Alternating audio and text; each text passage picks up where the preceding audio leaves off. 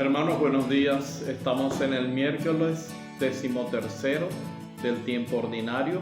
Hoy la palabra de Dios nos pide meditar el libro del Génesis, capítulo 21, verso 5, y luego del mismo capítulo 21, los versos 8 al 20.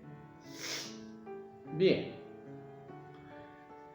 El relato esencialmente nos va a hablar de la expulsión de Agar e Ismael de allí, de este círculo en el que ellos estaban viviendo con Abraham, con su tribu, con Sara. Cosa que en lo personal a mí leyéndolo así literalmente, me choca un poco porque Agar por ser esclava, es obligada a hacer lo que hizo por parte de Sara. Y ahora pues es echada de la tribu. Las injusticias que se cometen, ¿no?, contra los más débiles. Y después que le sirvió para tener un hijo, Ismael, y como Sara va a dar a luz a Isaac, o dio a luz a Isaac, entonces ahora Sara teme por los derechos de primogénito que pueda tener Ismael sobre Isaac, y teme que Isaac pierda estos derechos. Y bueno, vemos la actitud injusta de Sara al decirle a Abraham que eche a Agar y a Ismael de allí, ¿no? Pero veremos cómo se manifiesta la misericordia de Dios. El relato de la expulsión de Agar e Ismael es como un paralelo del capítulo 16, versos 1 al 14 del mismo Génesis. Ismael tendría unos 16 años cuando aparece jugando con Isaac, cosa con lo cual choca con lo que aquí se dice. Si Ismael tenía 16 años jugando con un niño de 3 años más o menos, no es que está mal, sino que es extraño. Aquí se hace hincapié en la obediencia de Abraham a Dios. Dios accede, Dios le dice a Abraham, tiene que irse Ismael y Agar, porque es que el hijo de la promesa no es Ismael, el hijo de la promesa es Isaac. Se habla de la fiesta del destete del niño, casi a los 3 años de edad. Era una ocasión de una fiesta religiosa. Ahora, la ley antigua prohibía ordinariamente la expulsión de una esclava y su hijo, y aquí no se indica justificación alguna de ello. En consecuencia, Abraham por eso tiene dudas y se enfrenta con Sara, por supuesto, hasta que Dios le hable y le convence, ¿no? La historia de la salvación afecta a otros siempre, si bien indirectamente. Por eso, cuando está en el desierto, Agar e Ismael, y Agar presume que puede morir su hijo, y luego ella, entonces Dios interviene. Dios está allí con la esclava y con el hijo de la esclava, y manifiesta su misericordia en ese desierto. Y aunque Ismael no es el hijo en el que Dios había pensado, sin embargo, Dios tiene misericordia, es hijo de Dios, y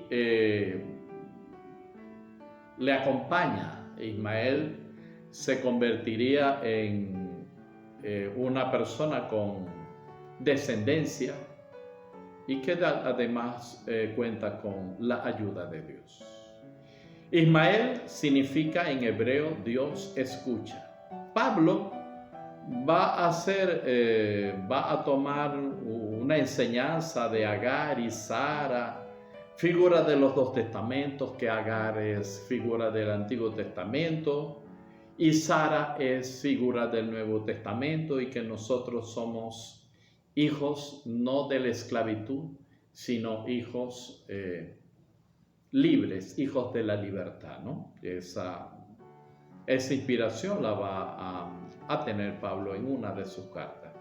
Pero bueno, lo cierto, lo interesante es que a pesar de las injusticias que se pudieron haber cometido contra Agar e Ismael, Dios está allí acompañándoles y ayudándoles. Aunque los demás les den la puerta, allí está Dios siempre con sus hijos. Amén. Queridos hermanos, vamos con la meditación del Evangelio de hoy, que es de Mateo 8, 28 al 34. La versión de Mateo presenta a dos hombres endemoniados. Marcos coloca solamente uno. Hay unos aspectos del relato de Marcos que Mateo va a obviar. Y dicho esto, sabemos lo que ocurre más o menos. Estos hombres, los demonios hablan a través de ellos. Dicen que Jesús es el Hijo de Dios, los reconocen, que has venido aquí a atormentarnos antes de tiempo. Jesús simplemente le dice que se vayan. Ellos le piden permiso para ir a una piara de cerdos y ya sabemos cómo termina todo. Y luego la gente del pueblo pues le pide a Jesús que se vaya. A ver, hay varias cosas que es importante decir. Primero, en el mundo antiguo, judío o gentil o pagano, se atribuían frecuentemente a los demonios los trastornos que presentaban algún rasgo desacostumbradamente repulsivo o para los que no habían explicación.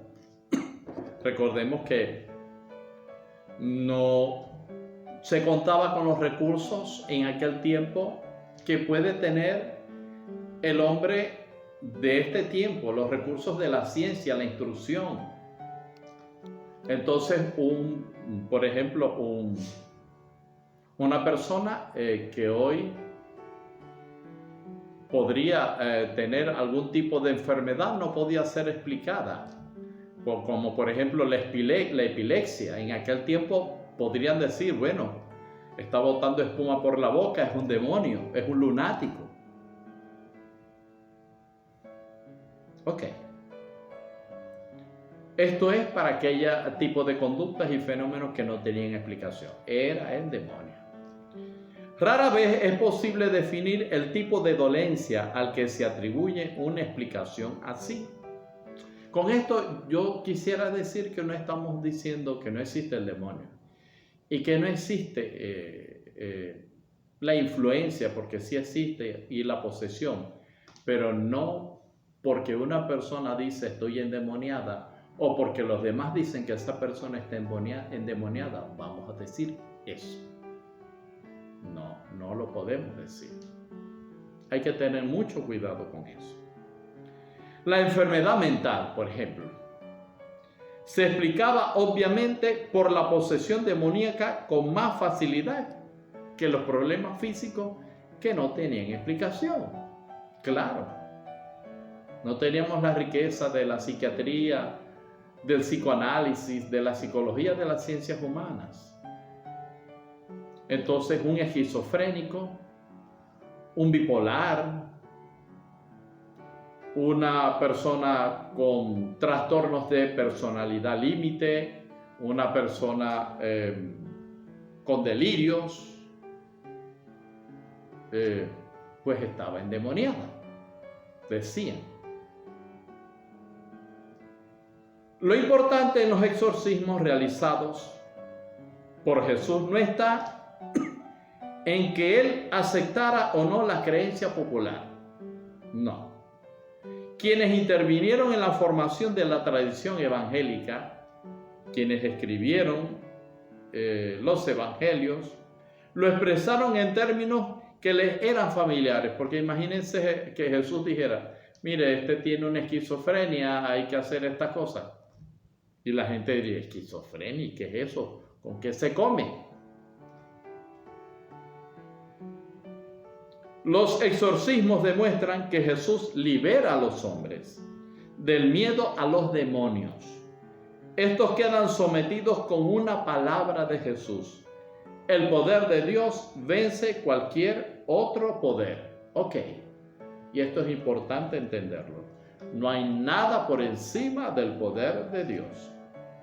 Los demonios no están equitativamente allí con Dios, no. Recuerden que los ángeles fueron creados por Dios. El exorcismo significa no que el cristiano haya de creer o no en los demonios, sino que ha de tratar el poder demoníaco como si no existiera.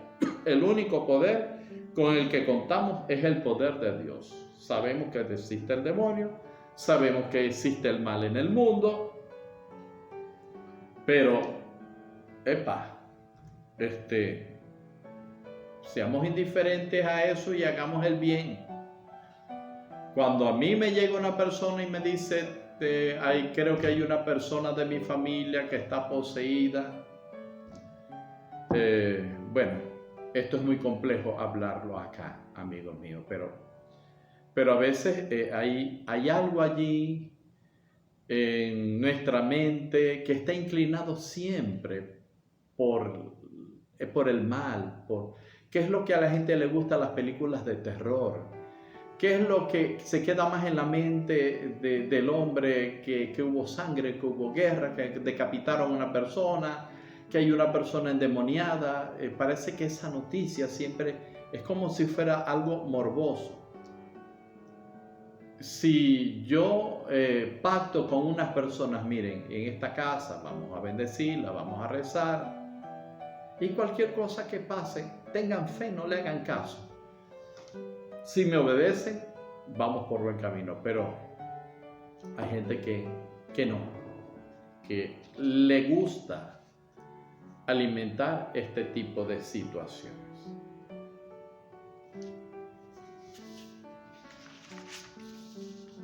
Los poderes tenebrosos del mundo, de los espíritus, saben con quién tienen que luchar antes de que éste sea reconocido por los hombres, y por eso los demonios hablan de esa manera.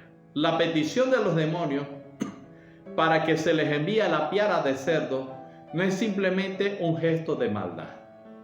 El animal más impuro de todos es el lugar más adecuado para un demonio. La presencia de la piara indica que el episodio tiene lugar en territorio gentil. El pobre cerdo es criatura de Dios, igual que la serpiente. Son criaturas de Dios. Entonces no pueden ser impuras, pero esto es una cuestión cultural. Para ellos sí.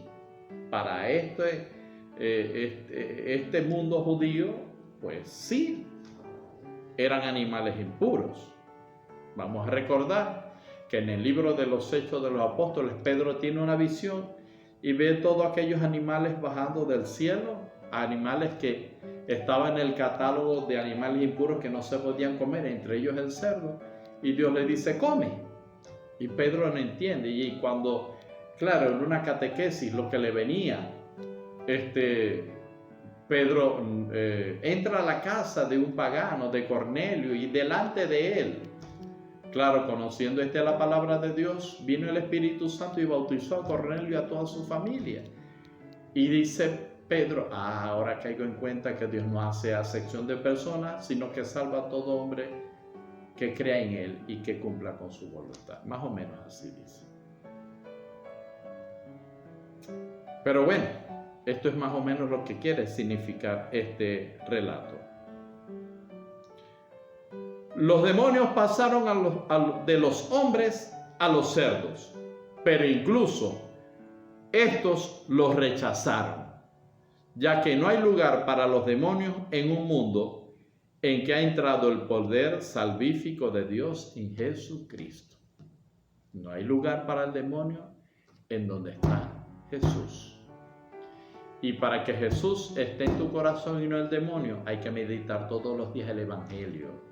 Los principios del Evangelio se tienen que sembrar allí en tu alma y en tu corazón, y medítalo, porque el Evangelio exorciza. Por eso hay que meditar todos los días.